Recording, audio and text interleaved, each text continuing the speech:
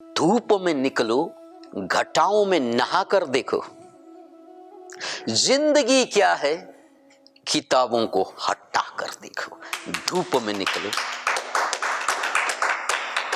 धूप में निकलो, घटाओं में नहाकर देखो। जिंदगी क्या है, किताबों को हटा कर देखो। क्योंकि जिंदगी को सबभन्दा अन्तिम किताब पल्टाउनु पर्ने केही छ भने त्यो आफ्नै किताब हो, चित्तको किताब। अतः धूप में निकलो, घटाओं में नहाकर देखो। जिंदगी क्या है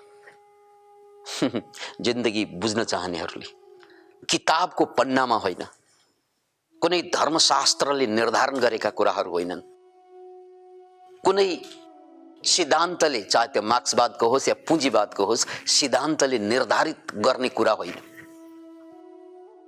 अतः जिन्दगीलाई बुझ्नको लागि, जिन्दगीलाई जान्नको लागि सारा ग्रन्थहरू पन्छ्याएर आफूलाई अध्ययन गरेपछि यो जिन्दगीको अन्तिम किताब, यो किताब पढेपछि अब पढ्ने कुनै किताब बाँकी रहँदैन। यो शास्त्र पढेपछि अब कुनै शास्त्र बाँकी रहँदैन।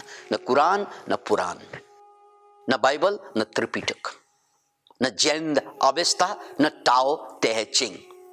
यी सबै कुरा सबै ग्रन्थबाट मुक्त हुनु। याद राख्नुहोस् यो शब्द, सबै ग्रन्थबाट मुक्त हुनु। फेरि पनि सबै ग्रन्थबाट मुक्त नभएसम्म, मान्छे निर्ग्रन्थ नभएसम्म मुक्तिको द्वार सधैँ बन्द रहन्छ। निर्ग्रन्थ नभएसम्म मान्छेको मुक्तिको द्वार सधैँ बन्द रहन्छ। यो कुरालाई वेदान्तसँग जोडेर हेर्दा वेदान्तको एउटा अर्थ त वेदको अन्तिम पाटोलाई पनि वेदान्त भनेको छ, वेदको अन्तिम भाग। र यसको अर्को एउटा अर्थ यस प्रकार छ, वेद भनेको ज्ञान, अन्त वेदको अन्त वेदान्त। मैले आजसम्म शास्त्रबाट, गुरुबाट, अरूबाट जानेका सबै ज्ञानको अन्त्य नै वेदान्त हो। Can you imagine it? Can you imagine it? मैले अहिलेसम्म इभन वेदैबाट पनि मुक्त हुनु, वेदको अन्त्य हुनु। वेद भनेको ज्ञान, वेद भनेको शास्त्र पनि हो। यो मैले जानेको, अनुभवबाट जानेको, विचारबाट जानेको, तर्कबाट जानेको, कल्पनाबाट जानेको, सबभन्दा माथि त अनुभवको कुरा आउँछ। ती कुरा पनि मेरो लागि बाधा बन्छ मुक्तिको लागि। मेरै अनुभव पनि बाधा बन्छ। याद राख्नुहोस्, अनुभवमय प्रज्ञा भनेको मास्लो प्रज्ञा हो। तर यो पनि बाधा बन्छ। एउटा पानीमा डुबेको मान्छे पोखरामा घुम्न आउँदा पोखराको फेवाताल देखेर उसलाई खुसी लागेन, किनकि ऊ पहिल्यै पानीमा डुबिसकेको थियो। Can you imagine it? अरू मान्छे खुसाइरहेका थिए, उनी दुखी भए। किन दुखी भए? फेवाताल देखेर दुखी भए। किन त भन्नाले ऊ पानीमा डुबिसकेको थियो। उनको पानीमा डुब्नु अनुभव उनको लागि बाधा भयो। के? फेवातालको सौन्दर्य हेर्नको लागि आफ्नै अनुभव बाधा भयो। Can you imagine it? यो उदाहरण सुन्नुस्। फेवातालको सौन्दर्य हेर्नको लागि उनको आफ्नै अनुभव बाधा हुन्छ। Can you imagine? त्यस्तै कसैलाई केटीले धोका दिएको भए हरेक केटी देख्यो भने उसलाई पीडा हुन्छ। Can you imagine? एउटाले धोका दिएको होलान्, तर जो देखे पनि पीडा हुन्छ। एउटा केटाले धोका दिएको होलान्, त्यो मेरो अनुभूति हो, अनुभव हो। तर यो अनुभवको कारण दुनियाँभरको केटा मेरो लागि दुःखको कारण, तनावको कारण बनिदिन्छ। त्यसकारण मान्छेको अन्तिम बाधा आफ्नै अनुभव हो। हजुर, क्यान यु इमेजिन इट? राम्रो अनुभव पनि, खराब अनुभव पनि जीवनको बाधा हो। त्यसैले वेदको अन्तको मतलब के? वेदान्तको मूल अर्थ यसरी लिनुस्, ज्ञानबाट मुक्ति। अब अनुभव पनि ज्ञान हो, यसबाट पनि मुक्ति। Can you imagine it? मेरा सारा पास्टका अनुभवबाट पनि मुक्त भएपछि बल्ल गएर मुक्तिको एहसास हुन्छ। मेरा पास्टका अनुभव जसले मलाई पक्षपाती बनाइदिएको छ, अगाडिको चिज जस्तो छ त्यस्तो हेर्न सकिरहेको छैन। कुकुरले टोकेको मान्छेलाई कुनै पनि कुकुर राम्रो लाग्दैन, कुकुरले टोकेको मान्छेलाई कुनै पनि कुकुर राम्रो लाग्दैन।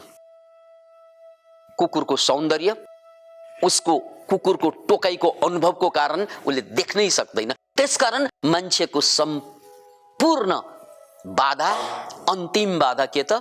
अनुभव। आफैले प्राप्त गरेको अनुभव नै उसको लागि गाढो बनिदिन्छ। अनि मलाई यो निर्ग्रन्थ शब्द जैन धर्मसँग जोडिएर हेर्न मन लागेको छ।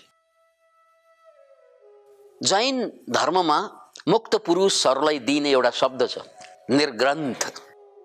निर्ग्रन्थी भनेको जो जीवनमा, ग्रन्थी भनेको नट कम्प्लेक्स, अब साइकोलोजिकल कम्प्लेक्स पनि छैन, स्पिरिचुअल कम्प्लेक्स पनि छैन। यो ग्रन्थीबाट मुक्त हुनु, यो साइकोलोजिकल ग्रन्थीबाट, कुण्ठाबाट मुक्त हुनु पनि निर्ग्रन्थी हो, र किताब शास्त्रबाट मुक्त हुनु पनि निर्ग्रन्थी हो। यसको दुईवटा अर्थ लाग्यो, एउटा किताबबाट मुक्त हुनु र अर्को आफ्नै अनुभवबाट मुक्त हुनु। किनकि ग्रन्थी बन्छ अनुभवबाट। मलाई कसैले छोडेर गएको छ, मलाई कसैले पिटेर गएको छ, मलाई कसैले माया गरेर गएको छ, यो जम्मै मेरो लागि ग्रन्थी बन्छ। के बन्छ? ग्रन्थी, कम्प्लेक्स बन्छ मेरो लागि। मलाई कसैले कति माया गरेको, आज त्यो मान्छे छैन, जाने कहाँ गए वो दिन।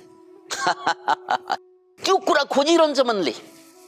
औ हिजो तिमी यस्तो थियो, हिजो यस्तो गरेको थियो तिमीले, हिजोको जिन्दगी यस्तो थियो, उस्तो थियो, मिठै थियो त्यो जिन्दगी। तर त्यो मिठो हिजोको जिन्दगीले आजको मेरो वर्तमानलाई तितो बनाइरहेको छ। हो होइन भन्नुस् त? हो होइन?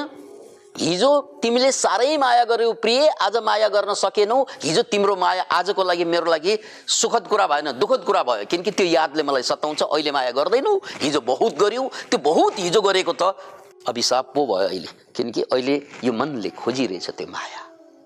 हिजो गजबको जिन्दगी बाँच्यौं, आज दुःखमा छु। हिजोको जिन्दगी मेरो लागि सहज बन्दैन। अब हिजोको यादले म आँसु थपी थपी बगाउँछु।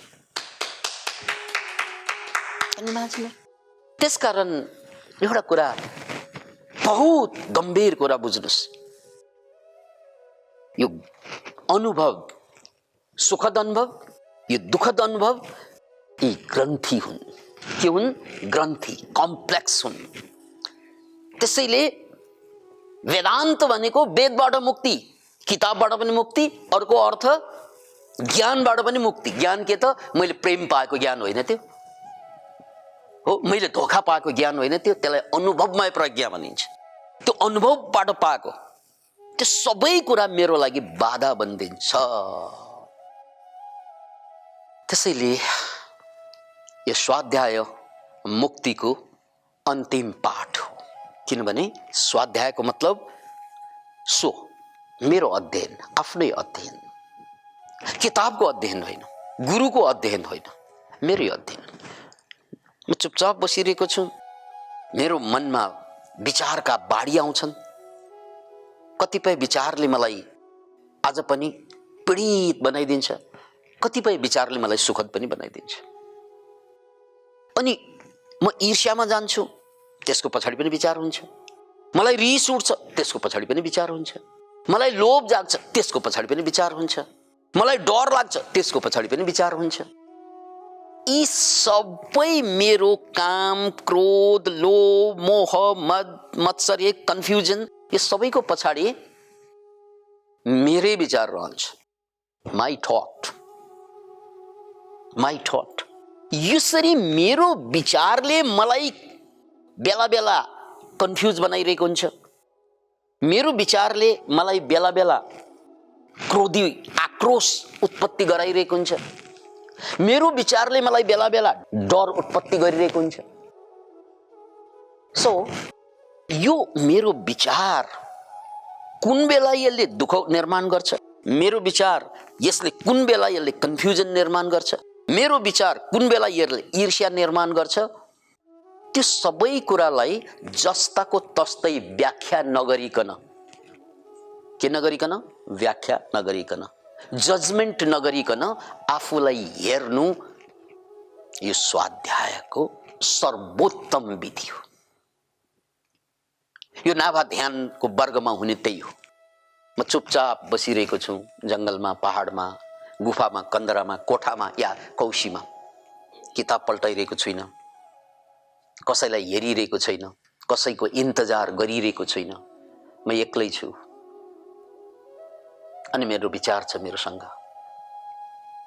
घडी मलाई दुःख हुन्छ, घडी ठिकै हुन्छ, घडी गजब पनि हुन्छ।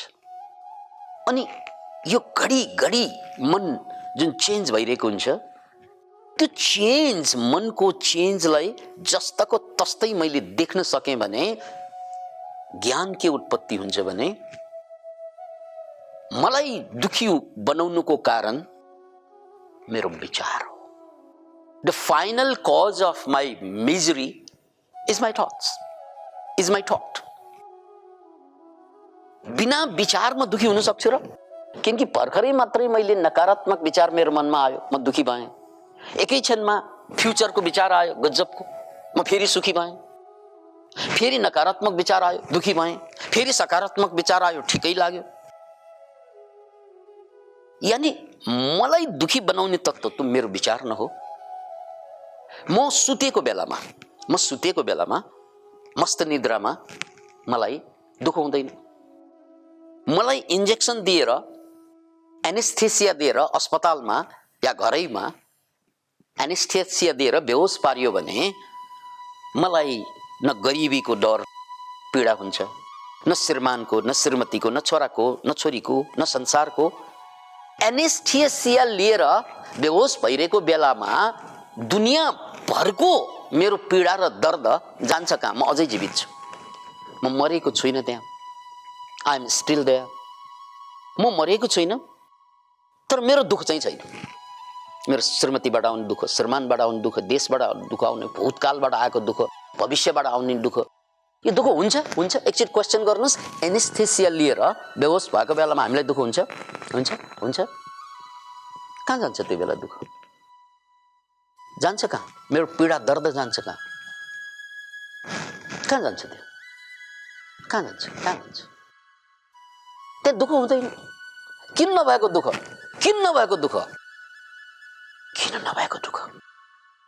किनकि त्यहाँ विचार हुँदैन क्या। That's the answer. किनकि त्यहाँ विचार हुँदैन र त दुःख पनि हुँदैन। त्यसकारण there is no pain in life unless you create one by thinking. There is no pain in life unless you create one by thinking. त्यसकारण जिन्दगीमा दुःख भनेको मिथ हो, मिथ कहानी हो दुःख भनेको। दुःख does not exist in life, only thought exists. यो कुरा बुझ्नुस्, जीवनमा दुःख हुँदैन, जीवनमा विचार हुन्छन्। नोट गर्नुस्, जीवनमा कुनै दुःख हुँदैन। दुःख भनेको विचारको प्रोजेक्सन हो, विचारको प्रक्षेपण हो। दुःख भनेको विचारको प्रक्षेपण मात्र हो। दुःख भनेको विचारको प्रक्षेपण मात्र हो। किनकि बेहोस भएको बेलामा मेरो दुःख कहाँ जान्छ? किनकि त्यो बेला म सोच्दिनँ, सोच बन्द हुन्छ र त दुःख पनि बन्द हुन्छ। यो कुरा पत्ता लगाउनु स्वाध्याय हो। अहिले त यसले दुःख दिइरहेछ, उसले दुःख दिइरहेछ, कहिले उतिर चाहिँ लम्केको छ, कहिले योतिर लम्केको छ, कहिले त्योतिर लम्केको छ। उसको मुख टाल्न, उसँग झगडा गर्न, उसलाई जवाफ दिन, उसलाई बदला लिन। यार, व्हाट इज इट? बौला कुकुरले टोक्यो कि क्या हो? त्यति फुकिरहेका छौँ बा।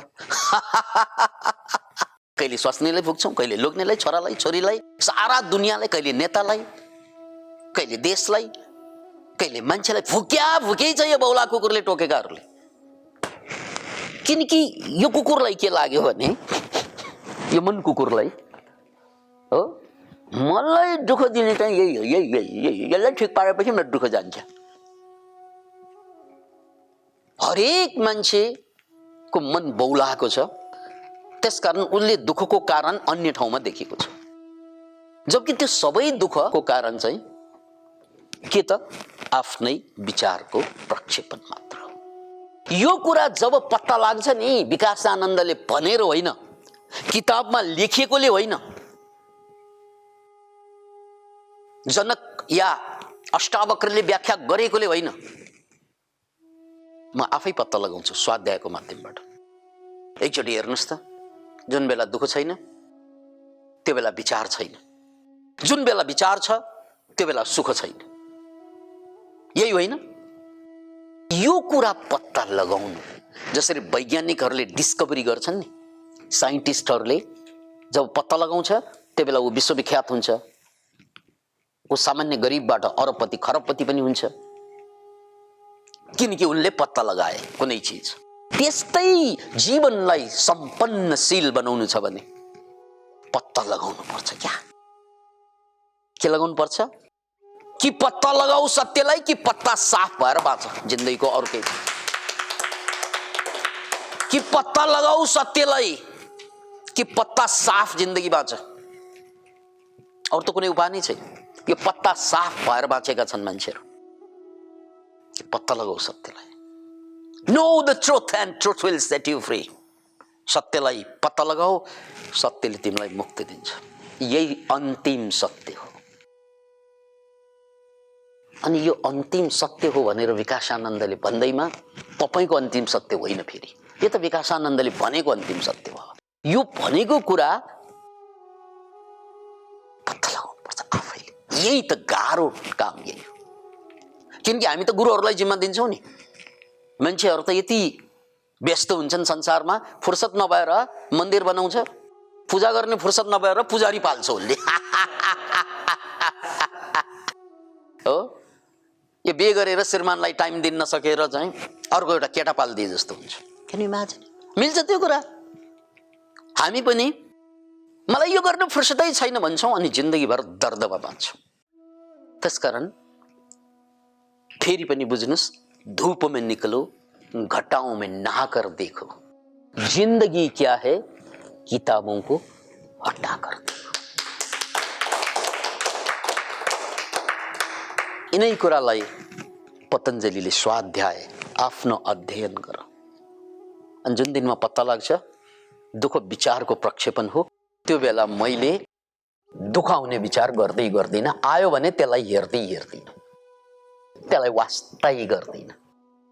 जुन दिनमा यो सत्य पत्ता लाग्छ, यो ठिक भयो, यो ठिक भयो, यो ठिक भयो हुने, जस्तै मेरो रोग छ, यो रोग ठिक भयो ठिक हुन्छ, होइन। यो रोग ठिक पार्नै पर्छ भन्ने विचार समस्या हो कि रोग समस्या हो? You have to find out it. मेरो रोग छ, यो रोग समस्या हो कि यो रोग ठिक हुनै पर्छ भन्ने मेरो विचार समस्या हो? अहिले त हामीलाई रोग समस्या लाग्छ नि, त्यो रोग नभएको बेलामा पनि त हामी समस्याग्रस्तै थियौँ। र रोग नहुँदा पनि ग्रस्त रहने नै छौँ।